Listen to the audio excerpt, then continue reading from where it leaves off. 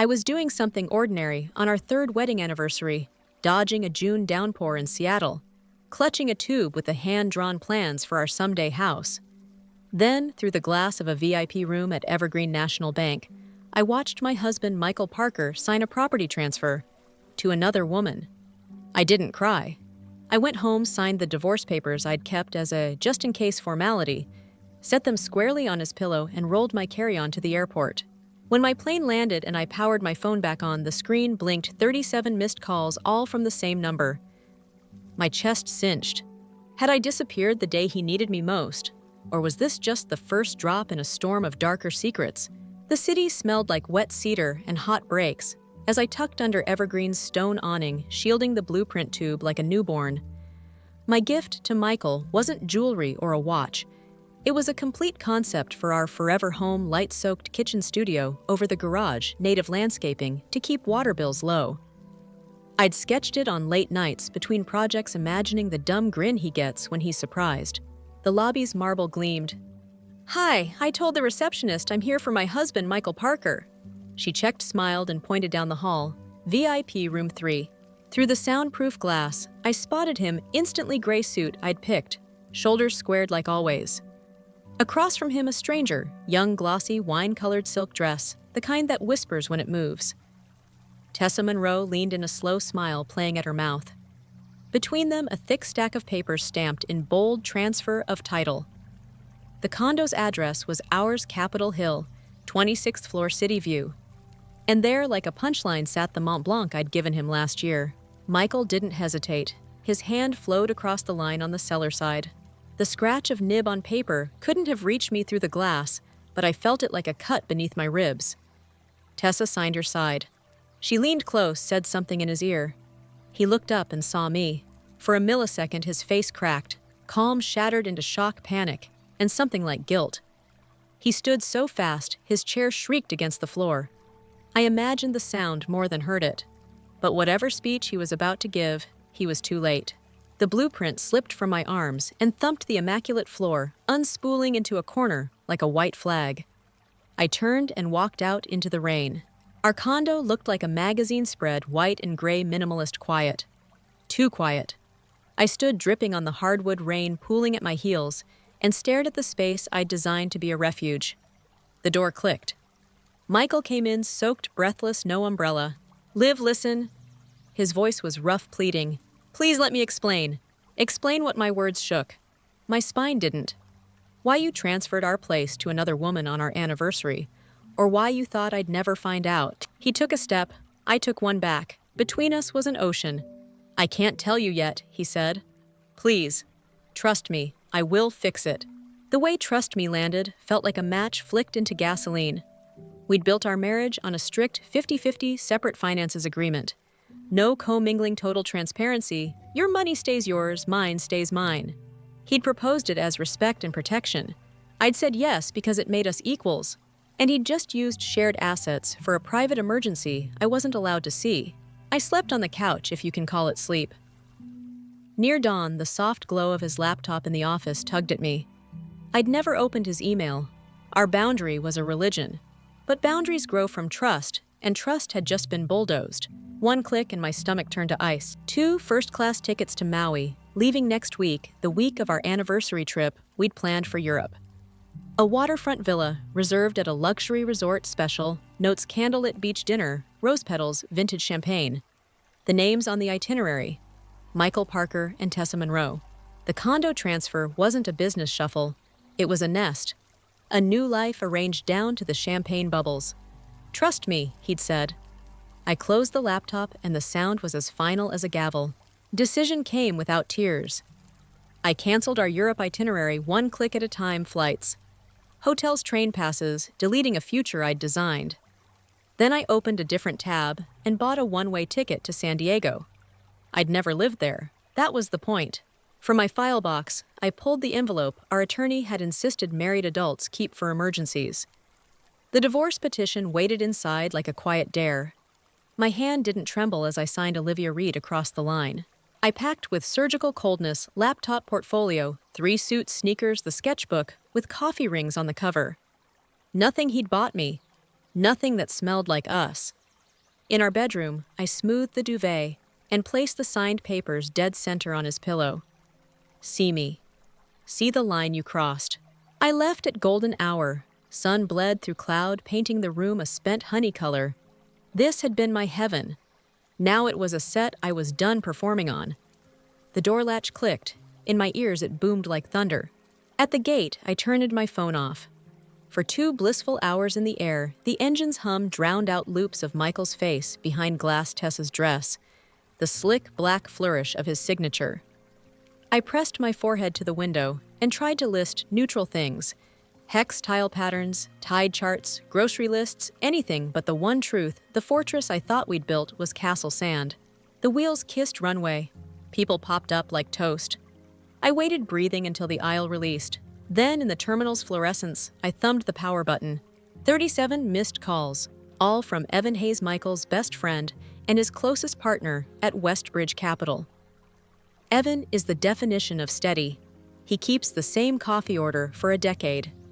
He doesn't call anyone 37 times unless the world is on fire. A new text pushed through before I could tap anything. "Liv, call me." Now, it's Michael's dad. He's in the ICU. The airport noise dimmed like someone turned the knob left. My heartbeat was the only sound left, huge and off-tempo.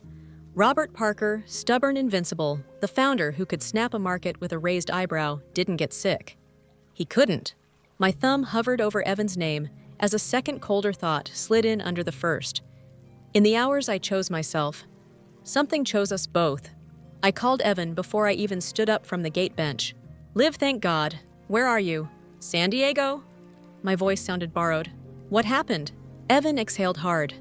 Westbridge's offshore resort deal, cratered this afternoon bond covenants tripped margin calls, hit stock, went into freefall.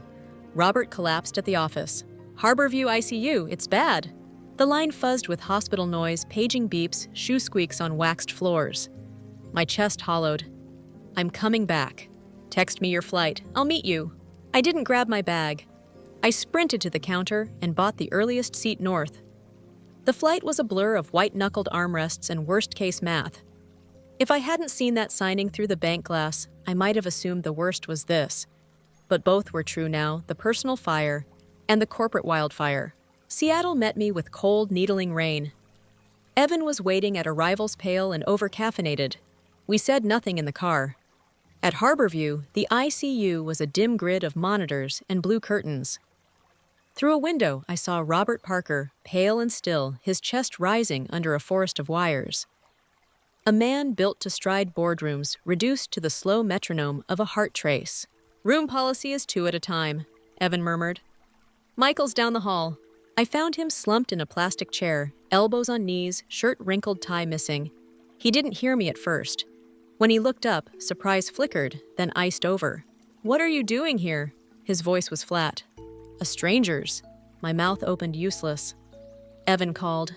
"Your dad, Michael, had I around." He stood every inch of him, a barricade. Not here." He glanced past me toward the ICU doors. "You left me divorce papers and got on a plane. Whatever we are, whatever you think you saw, this isn't your problem anymore." The words hit like sleet. I swallowed. "Your father is my family." He let out a sound that wasn't a laugh. "You made your choice." He brushed by, heading for the vending machines like he needed a mission. I stood very still, absorbing the cold. I didn't go after him. Not then.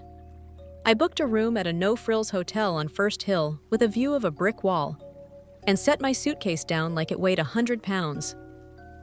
In the silence, my phone buzzed Mom. I stared at the screen, then answered, "Hey." Her tone was sweet-practiced. "Honey, how's Michael's big fun doing? You two must be rolling. Listen, your cousin Nate's getting married, and the fiancé's parents want a place under contract. Could you and Michael spot a $25,000 down payment? It's time-sensitive." I closed my eyes. Steam hissed in the baseboard heater. "Mom, I can't." An offended inhale. "Can't or won't, don't be selfish, Olivia. Family helps family." I ended the call before the word selfish could burrow any deeper. I opened my banking app, looked at the number I'd spent 10 years building, and realized it represented the only lifeboat I fully controlled. For now, I let it sit. Sleep didn't come.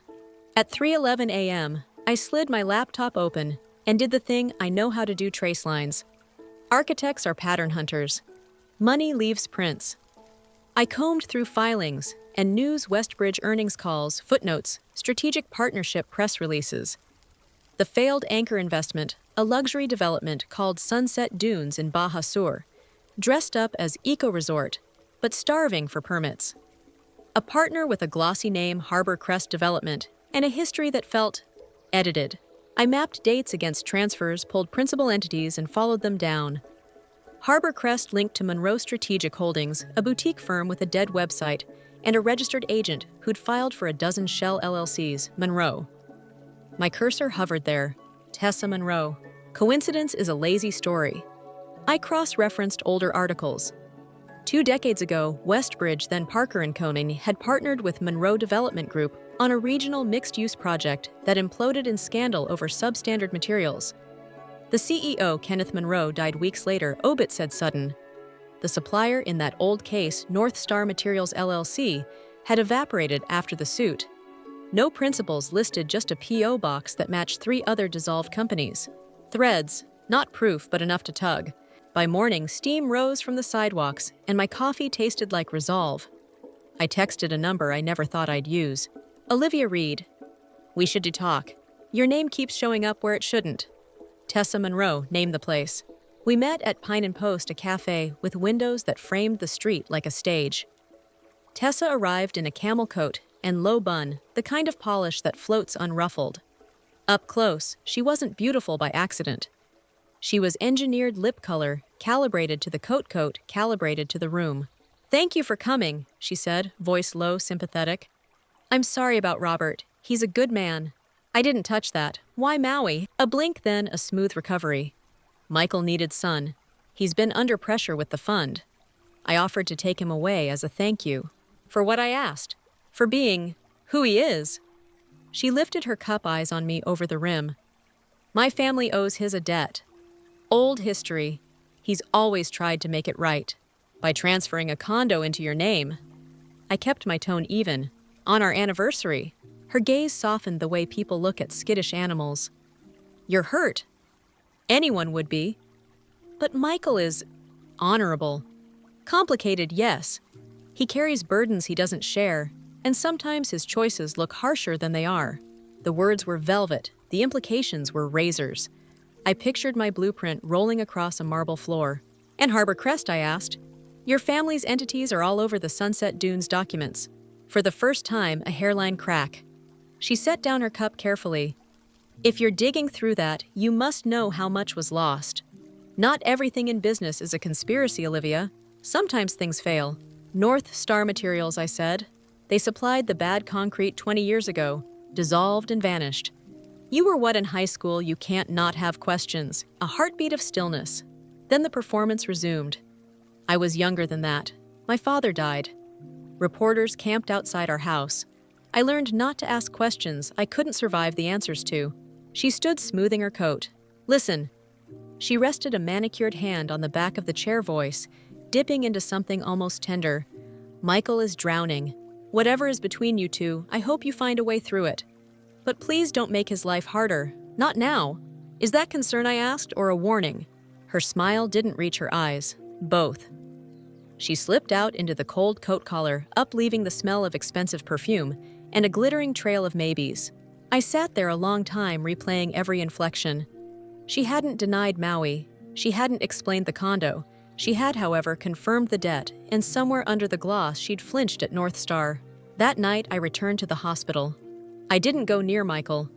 I stood outside Robert's glass room, palm pressed to the cold, and quietly promised a man on a ventilator, "The only thing I still had to offer, I will find out what's eating your family from the inside."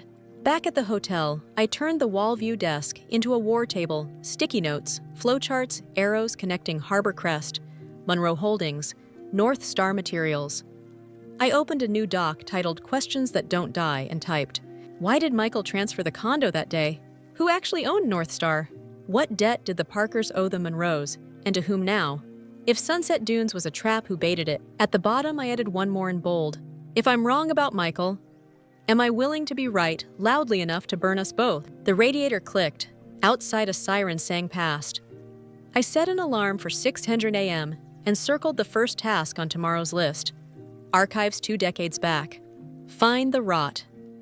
The Central Library opened at 9. By 9:02, I was on the records floor, fingers smudged with toner skimming 2-decade-old business pages that smelled like dust and copier heat.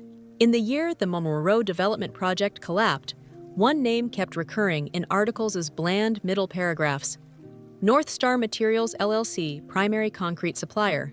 2 months after the structural defects hit the news, North Star dissolved. Assets none. Officers a mail drop. But the registered agent's address linked to a wider web, Kincaid Holdings, and half a dozen Sunset LLCs that winked on and off the state registry like fireflies. Kincaid. I searched the last name with Westbridge's pre-merger version, Parker & Co. Pieces aligned legal skirmishes settled in mediation, a non-disparagement clause, and buried in a conference write-up, a grainy panel photo, Robert Parker shaking hands with Victor Kincaid. The caption was nothing. The faces said more. Robert guarded Kincaid, smiling like gravity worked differently for him. My phone vibrated. Evan. Any change on Robert? He's stable. You okay? Me? I need a favor. Old staff from Robert's era. Exec assistant. Driver. Anyone who saw more than the press releases. A long pause, then. Evan, I'll see what I can dig up. I kept pulling threads. Harbor Crest Development, Tessa's present-day outfit traced to a Delaware parent with a nominee director tied to guess who, another Kincaid vehicle. The chart on my legal pad started to look like a transit map no tourist could read. By afternoon, Evan sent an address and a warning. Evan, don't tell Michael I gave you this. Patricia Bell. She was Robert's assistant for 12 years. Husband George drove him. They're in Edmonds. The Bells lived in a cedar-sided retirement complex that faced the sound. Wind chimes tapped in the breeze. When Patricia opened the door, her white bob and pressed cardigan testified to a lifetime of calendars and order.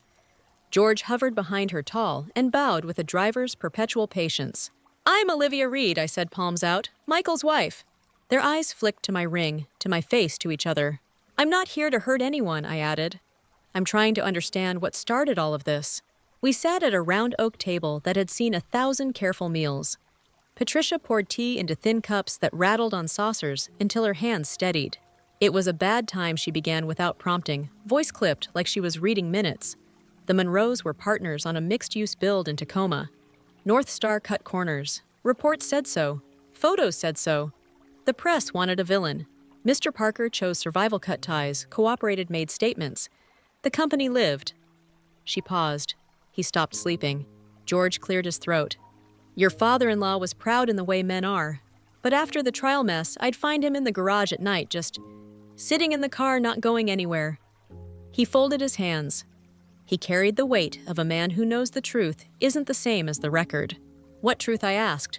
Patricia's eyes were sharp despite the years. We never proved it, and proving is the only thing that counts. But shipments invoices, something was wrong before the first crack showed in the concrete. North Star was a shell. The money moved through them too fast for a real supplier. A third party was in the walls. Kincaid, I said. Patricia nodded once like I'd solved an equation. Mr. Parker suspected. He told me to keep notebooks, names, dates. We had auditors in. Then, the auditor's firm took a larger contract. Their questions softened. Our notebooks went to a safe deposit box. He meant to go back for them. Where? Downtown, she said. Pioneer Square branch. I don't know the number, but I know this when Michael took more control. A few years ago, Robert told him one thing over and over. Remove the blast radius from your home. He made him treat personal life like a firewall. I felt that land and tried not to show it on my face. George's voice lowered. We saw Victor Kincaid in the lobby once, after the project fell apart. He smiled at me like he'd won a game I didn't know we were playing. Told me I kept a clean car. The tea had gone cold. I took a breath. Did you know Kenneth Monroe died weeks after the collapse? Patricia's eyes softened. I sent flowers to a daughter I never met. Tessa, I said. She hesitated. If she's involved now, she was a child then. People his age, she meant Roberts made those choices. People Kincaid's age wrote the script, George said, surprising us both with the steel in his voice. When I stood to go, Patricia touched my sleeve. Olivia, what you're doing, be careful. These men don't fight in daylight. I promised I would thank them and stepped into air that tasted like rain waiting to happen. Back at my hotel desk, I updated the map. North Star Materials Shell. Dissolved post-scandal. Kincaid Holdings. Registered agent trail matches North Stars. Harbor Crest present. Partner. Delaware parent. Kincaid Nexus. Monroe family. Debt. Obligation line to Parker's non-financial. Safe deposit notebooks. Pioneer Square branch. Unknown box. Underlined twice. Remove the blast radius from your home. I stared at those words until the white of the paper glowed. If Robert had drilled that into Michael, then the split accounts, the strict boundaries, even the way Michael had compartmentalized. The shape of it shifted in my head from betrayal to triage. The condo transfer still felt like a knife, but maybe the hand holding it wasn't swinging in romance, it was settling a ledger he hadn't written. I needed the notebooks. The bank in Pioneer Square still had the gold-lettered name over the heavy doors, a stage set for scenes about money. In the vault lobby, a woman in a navy suit explained kindly but firmly that safe deposit access required a key and the owner's presence or a court order. I thanked her and left heart punching in frustration. On the steps, my phone buzzed. Unknown number. Meet me, 7 p.m., Hotel Sutter Bar, come alone. TM. I looked up at the old brick and ironwork, felt the city rattle around me, and texted back a single letter K. Her reply came fast. If you say his name here, you'll never make your 7 p.m. I didn't go back to the hospital. What I had to do next didn't belong in that light. At 6:58, I slid into a corner at the Sutter's Bar, ordered water, and watched the door. Tessa arrived as if carried by air conditioning, sleek, unswept by weather. She didn't sit immediately. She scanned the room for tales like she'd been taught to. You found the Kincaid link, she said softly when she finally took the stool. I told you not to make his life harder. Yours or Michael's, I asked. Her mouth tightened. She set a room key on the bar and slid it across with her nail. 2 blocks up, 9th floor. Drawer under the minibar. A box I should have burned. Take pictures, put it back. If you keep it, I'm dead. If you publish it, he won't come for you first. He'll come for Michael. Why are you doing this, I said. The practiced calm faltered for a breath. Because I was raised inside a lie, and I am tired. She stood. You didn't hear this from me. I palmed the key and left through the alley. The 9th floor room smelled like bleach and new carpet. Under the minibar taped to raw wood was a cigar box the color of old tea. Inside, photocopies of invoices wire, confirmations, a list of LLCs with arrows to P.O. boxes. And at the bottom, a microcassette labeled in block letters, KM Nsosh VK11 19. My hands shook. I set the recorder I'd bought at a thrift store on the counter and pressed play. Static cracked. Then a man's voice, tired, careful Kenneth Monroe. I won't sign off on substitutions. It'll fail. Another voice, younger and smooth, Victor Kincaid, without the polish time later, sanded onto him. You'll sign what's put in front of you, Ken. Or you'll take the fall when it does. Either way, my position improves. Monroe incredulous, Robert Parker won't let you. A small laugh. Robert has a company to save and a boy to raise. He'll do what's necessary. You all will. The tape clicked, as if a finger had hovered indecisive, then stopped. I realized I'd stopped breathing. I photographed everything careful, to frame edges and dates, replaced the box, wiped the drawer face with the hem of my shirt, and left the key at the front desk in a plain envelope. On the sidewalk, my phone lit with a new text from Evan. Michael's at the hospital roof. Not good. I looked up at the sky. It had the color Seattle gets right before it decides whether to rain or break open into light. Evidence in my pocket. A man I loved on a roof. And a truth that was about to burn through our lives like a fuse.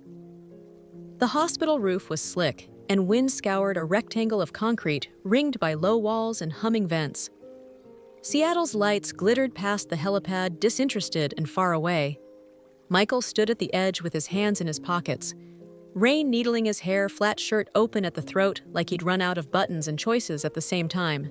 I opened an umbrella and stepped beside him until the drip on his shoulders stopped. He didn't look at me. You shouldn't be up here, he said, voice scraped thin. Neither should you. I kept my tone level. I have something you need to hear. No. He finally cut his eyes over. They were hollowed out. Whatever you came to say, save it. It's not a speech. I swallowed. I have Kincaid on tape, Michael, with Kenneth Monroe. The year the concrete failed, he names your dad. He lays the trap out loud. The wind flattened a long second between us. Michael's lashes blinked slow, like his brain had to clear a frozen buffer. You what he said, barely air. I didn't steal it. It was handed to me. I let the umbrella tilt to cover more of him than me, and I took pictures of invoices and shells that tie Harbor Crest to his network. I can show you, not here. Not. He stared past the low wall, into nothing jaw-working once. He told me, his voice cracked, recovered. He told me if I stepped out of line, he'd bury my father's name and take other people down on the way. People who didn't survive the first time. The Monroes, I said, Tessa's mother. He closed his eyes. Rain ticked on nylon. Robert's last coherent sentence to me months ago was, remove the blast radius from your home. It wasn't a metaphor. He'd lived with what he chose to do to keep the company breathing, and Michael's mouth pressed flat. He begged me not to let my life be collateral. I did the separate accounts thing because of that, the condo.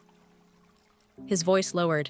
He made me promise that if we ever lost the shield at Westbridge, I would settle a portion of what he owed the Monroes directly. Not because of Tessa, because of her mother. And Maui, I asked, quiet. A safe window. He finally looked at me, eyes red-rimmed and furious, but not at me. Kincaid had started yanking Michael Parker strings in public. I needed Tessa out of Seattle for a week while I forced a vote he didn't want and moved some accounts he couldn't touch. I wasn't going to sleep on a beach with her live. His mouth twisted. I planned to meet her mother in Lahaina, sign a trust instrument so Kincaid couldn't squeeze her anymore. Then the Baja deal torched, and the margin calls hit, and Robert collapsed. I finished throat thick. Silence sat with us.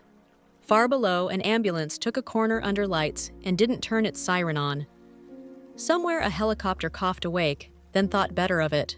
Michael's voice when it came was small enough it might have been a boy's.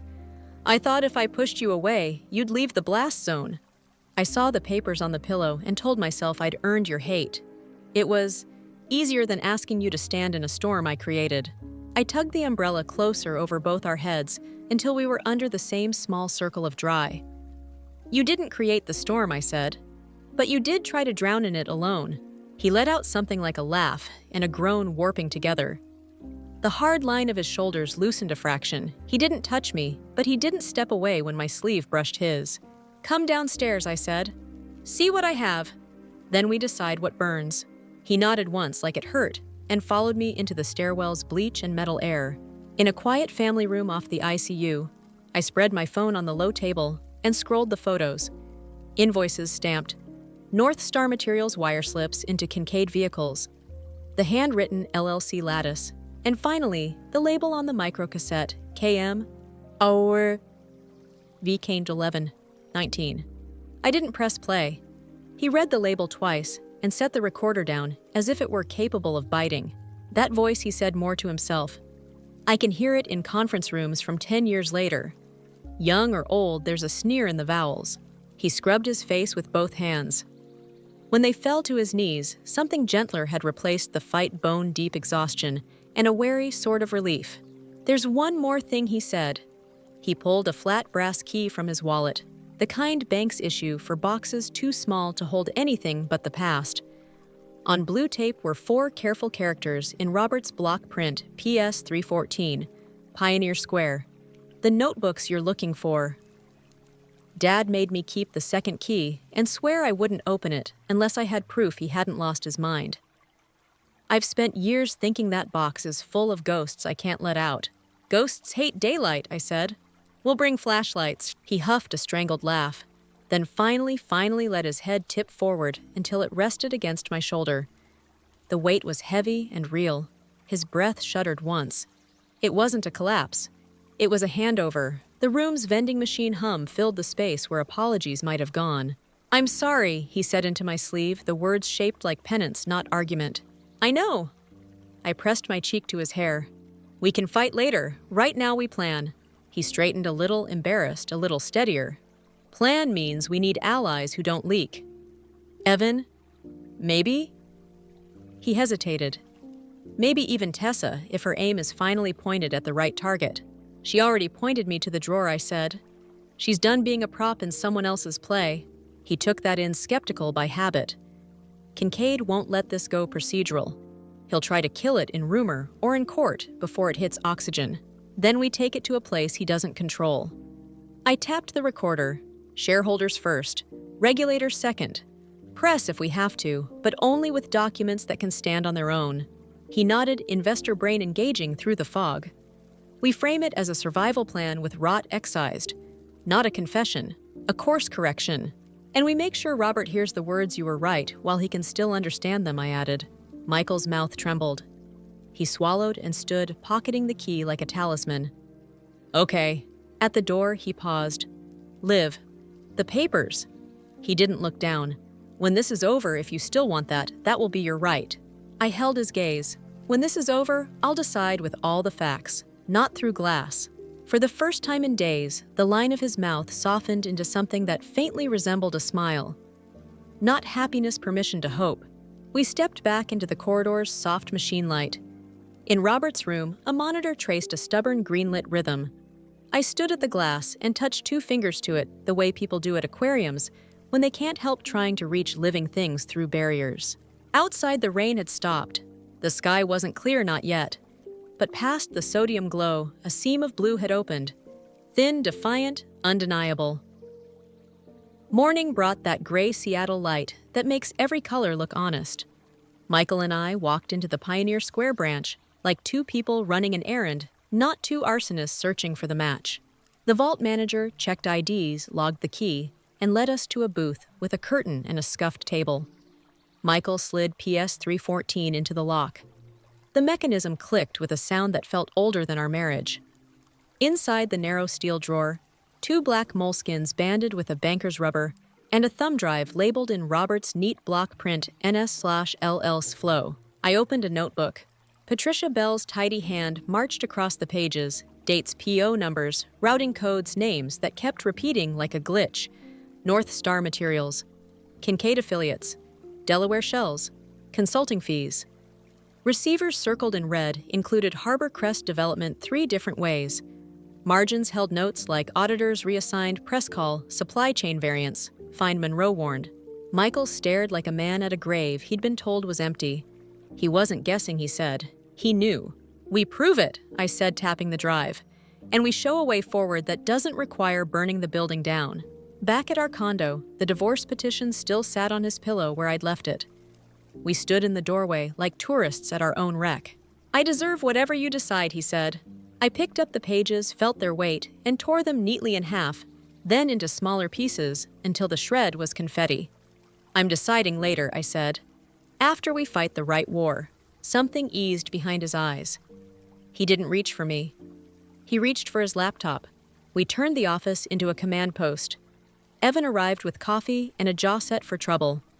He scanned Patricia's notebook, swore under his breath, and started building a timeline deck when money moved who signed where it landed. Shareholders' meeting is in 5 days, he said.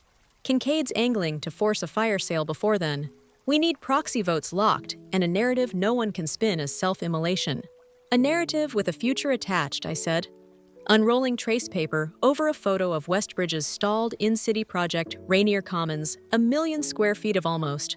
We stop selling a pile of units and start selling a way to live.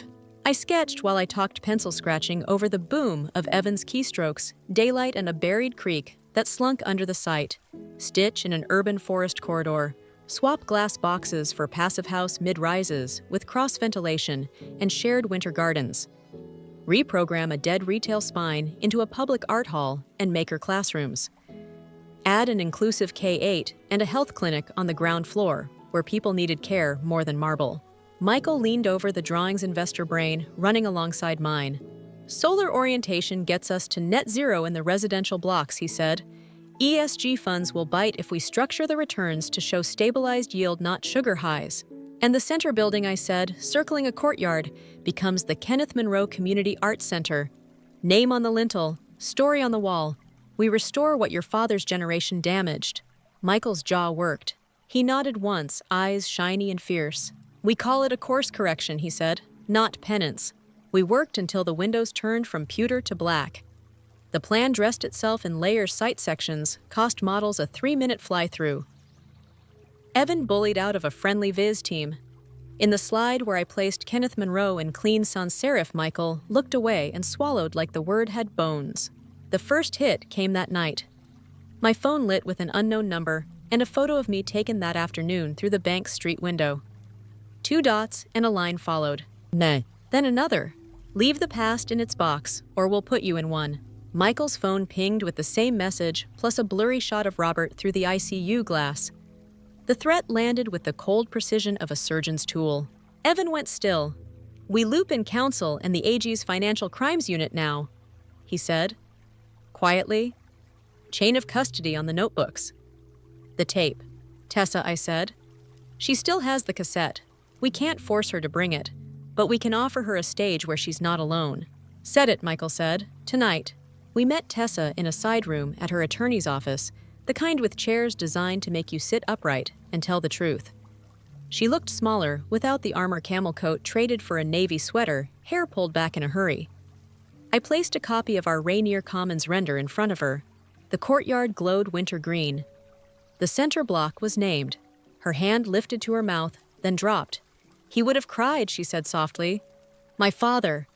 He would have hated the fuss, and cried anyway. You don't owe us anything, I said. But if you're ready to stop being somebody's leverage, we'll stand with you. She set her phone face down, the bravest thing she did all evening, and slid a small padded case across the table. He told me, I'd never dare, she said. Let's dare. Evan took the cassette like it was nitroglycerin and handed it to the AG investigator we'd looped in under NDA an hour earlier. Chain of custody starts now, he said. The investigator nodded, already cataloging. Tessa's gaze found mine. He will come for you first, now, she said. You know that. I'm done letting him pick targets, I said. He can deal with a room. The room came 5 days later, Westbridge's auditorium humming with expensive unease. Cameras were banned, rumors weren't. Victor Kincaid sat front row center with the lazy posture of a man who considered gravity optional. His legal phalanx flanked him like a black reef. The board chair did the throat clearing. Then Michael took the stage tie, dark eyes ringed from nights measured in pages and coffee. We are not here to soft-sell pain, he began. We're here to tell the truth about what broke and what we're building that will outlast it. He ceded the clicker to me. 100 skeptical faces turned as I walked to the center mark and began not with a spreadsheet, but with a creak.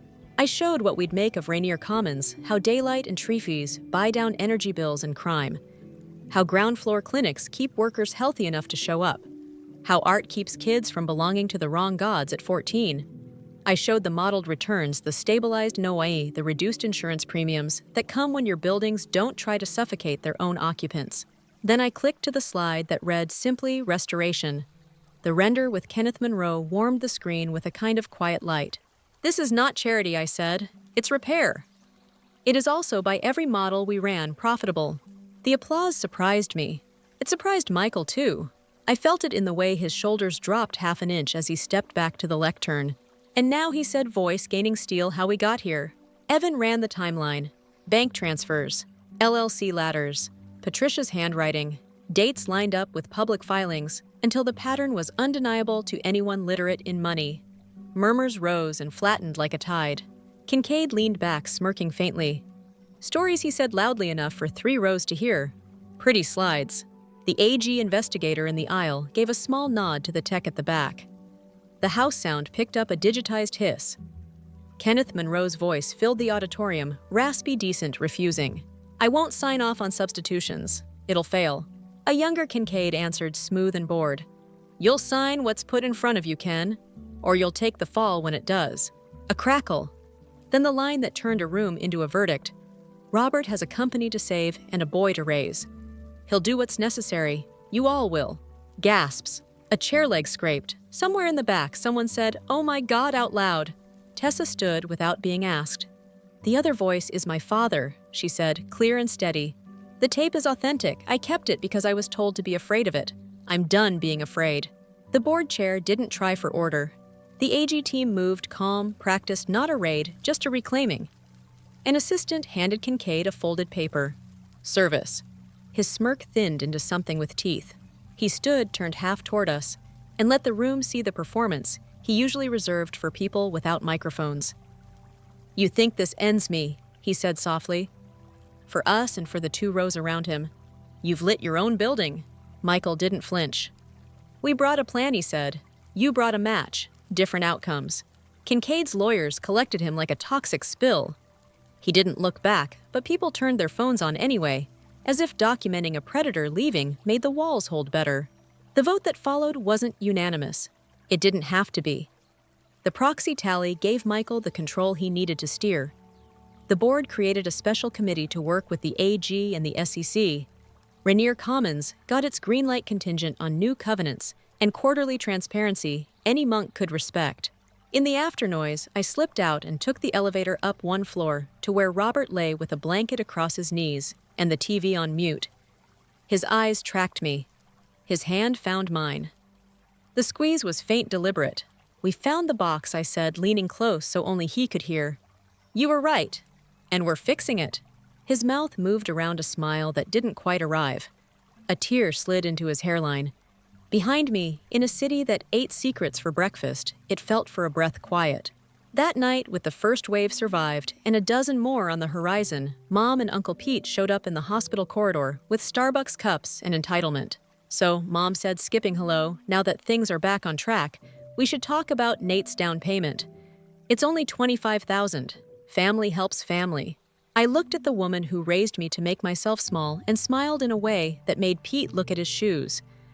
"Mom," I said gently, "I am family. Michael is family. That means protecting the people we're responsible for, not underwriting bad habits." Her eyes flashed. "Since when did you talk to me like—" "Since I learned I can love you and say no," I said. "No to the money, no to showing up for demands dressed as emergencies. If you need casserole, I'm your girl. If you need cash, call a bank." She sputtered. Pete tried a laugh that died fast. I let the silence hold. It didn't kill any of us. When they left in a little storm of offended footsteps, I leaned my head against the cool glass of Robert's door and exhaled something I hadn't known I was holding since childhood. Back at the condo, Michael was at the table with Patricia's notebooks open, a legal pad filling with arrows. He looked up when I came in, searching my face for a weather report. "Clearer," I said. "Not clear, but clearer." He nodded toward the window. The city was a scatter of coins. The rain had taken the night off. "Tomorrow we start the tedious part," he said. "Audits, depositions, building something that can't be knocked over by a whisper. And we start drawing the art center in real scale," I added, dropping a kiss on his temple and reaching for the roll of trace. "If we're going to put a name on a lintel, I'm going to make sure the lintel deserves it." We worked until the clock rolled past 1. At some point, he reached for my hand across the mess and didn't let go, even when we were each using our free hands to write. Outside, the city kept its secrets. Inside, we were done with ours. 6 weeks is enough time for a city to grow new headlines and for a family to learn different ways to breathe. Legal first, the AG and SEC filed coordinated actions. Kincaid was charged on a raft of counts tied to shell entities and procurement fraud. He posted bail, denied everything, and lawyered himself into a fortress. Fine. Paper moves slower than rumor, but it moves. Corporate next, the board ratified a special oversight committee.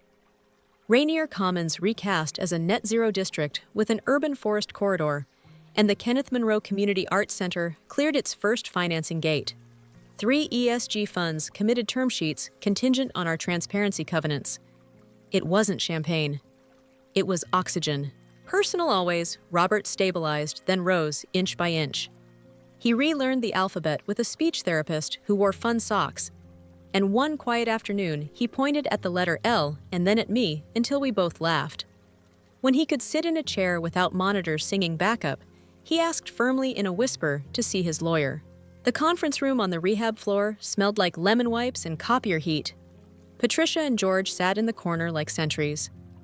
The lawyer set out papers and a heavy pen. The Mont Blanc. Michael stared at it, then at me. I nodded. We weren't going to let an old signature own the tool.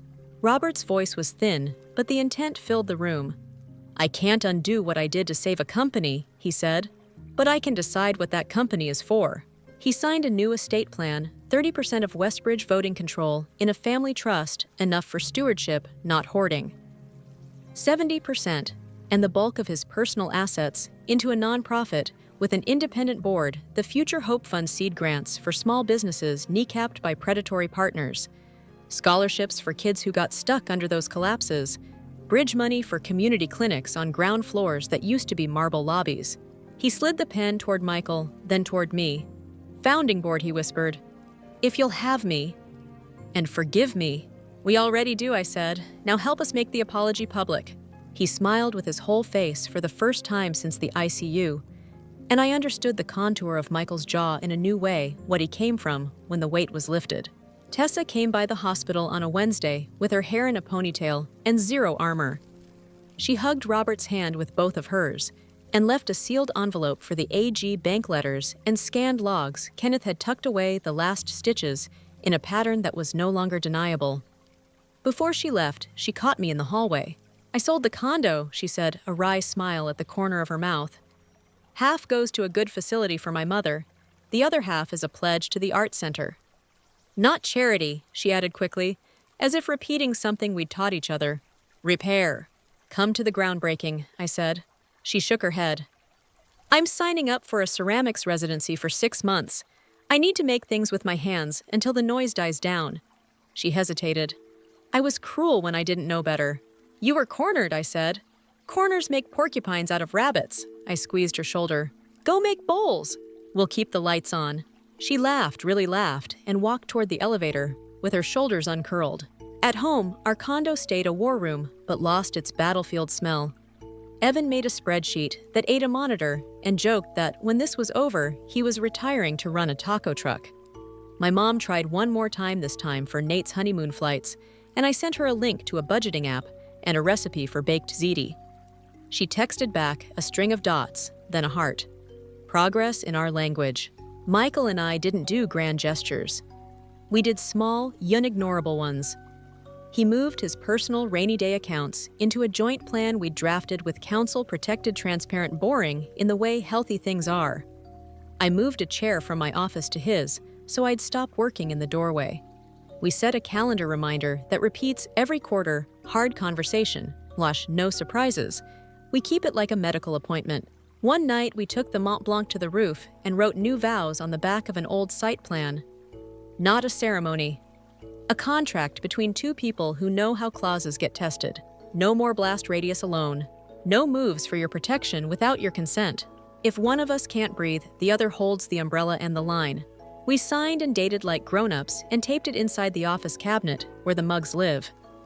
Every morning, when I reach for coffee, I see it, and that's the point. Groundbreaking happened under a sky the color of clean steel. Reporters came for the Scandal sequel and stayed for the creek. Kids from the neighborhood dipped trowels into soil to plant the first row of saplings for the forest corridor. An old man cried when we showed the plan to daylight water that had been forced underground for a century. On the temporary stage, Michael spoke like a man who'd earned his verbs the hard way. I followed with a 3-minute walkthrough of the central courtyard and handed the mic to Tessa's recorded message. Her voice, piped through decent speakers, cracked once when she said her father's name. The applause wasn't loud, it was long. At the end, we carried a sign to the construction fence together, black letters on white dye bond. Kenneth Monroe Community Arts Center. A project of Westbridge, the Future Hope Fund, and the people of Seattle. Evan took a photo and later sent it with a caption, "Sometimes the sequel is better." A year in the creek ran where a service road used to sulk. Insurance premiums dropped. The clinic's sliding scale appointments booked out a month. The Arts Center hosted its first show of work from kids who had learned to make glaze drip exactly the way rain does from a cedar bough.